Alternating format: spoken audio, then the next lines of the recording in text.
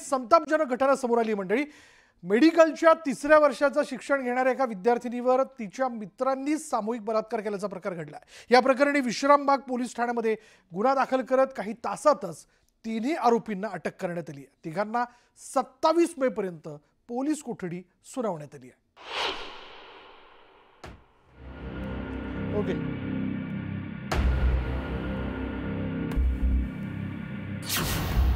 विनय विश्वेश पाटील, सर्वज्ञ संतोष गायकवाड, तन्मय सुकुमार पेडणेकर हेच ते नराधम ज्यांनी आपल्या जिवलग मैत्रिणीचा विश्वासघात केलाय, तसंच तिच्यावरती सामूहिक अत्याचार केलाय।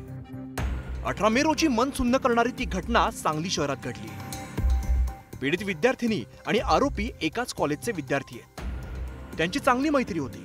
घटनेच्या रात्री पीडित विद्यार्थिनी या तिघांसोबत चित्रपट पाहण्यासाठी जाणार होती, पण चित्रपटाला जाण्याऐवजी आरोपींनी तिच्या कोल्ड्रिंकमध्ये गुंगीचं औषध मिसळलं। त्यानंतर आरोपी तिला आपल्या फ्लॅटवरती घेऊन गेले। तिकडे बेशुद्ध अवस्थेत या तिन्ही नराधमांनी तिच्यावरती सामूहिक बलात्कार केला।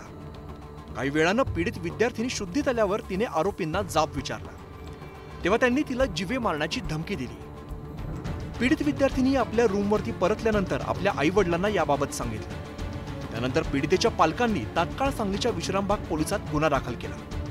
गुन्हा दाखल होताच आरोपी विनय पाटील, सर्वज्ञ गायकवाड, तन्मय पेडणेकरला अटक केली। विश्रामबाग पोलीस ठाणे हद्दीमध्ये वैद्यकीय शिक्षण घेत असलेल्या विद्यार्थिनीवर सामूहिक अत्याचार झाल्याबाबतची घटना उघडकीस आलेली आहे। सदरबाबत विश्रामबाग पोलीस ठाण्यामध्ये गुन्हा नोंद करण्यात आलेला असून त्यामध्ये 3 आरोपी असल्याचे नमूद आहे। त्या अनुषंगाने तात्काळ त्या 3 आरोपींना अटक करण्यात आलेली आहे। अटक केल्यानंतर सदर आरोपींपैकी 2 आरोपी हे तिचे वर्गमित्र असल्याचे निष्पन्न झालेले आहे। सदर आरोपींना माननीय न्यायालयासमोर हजर केले असता माननीय न्यायालयाने 6 दिवस पोलीस कोठडी रिमांड मंजूर केलेला आहे। या घटनेनंतर पीडित तरुणी मानसिक धक्क्यात आहे। आपल्याच मित्रांनी केलेल्या या भयंकर प्रकारावरती तिला अजून सुद्धा विश्वास बसत नाहीये। या घटनेमुळे कॉलेज तरुणींच्या सुरक्षेचा प्रश्न ऐरणीवरती आलाय। Bureau report, news 18 Lokmat, Sangli.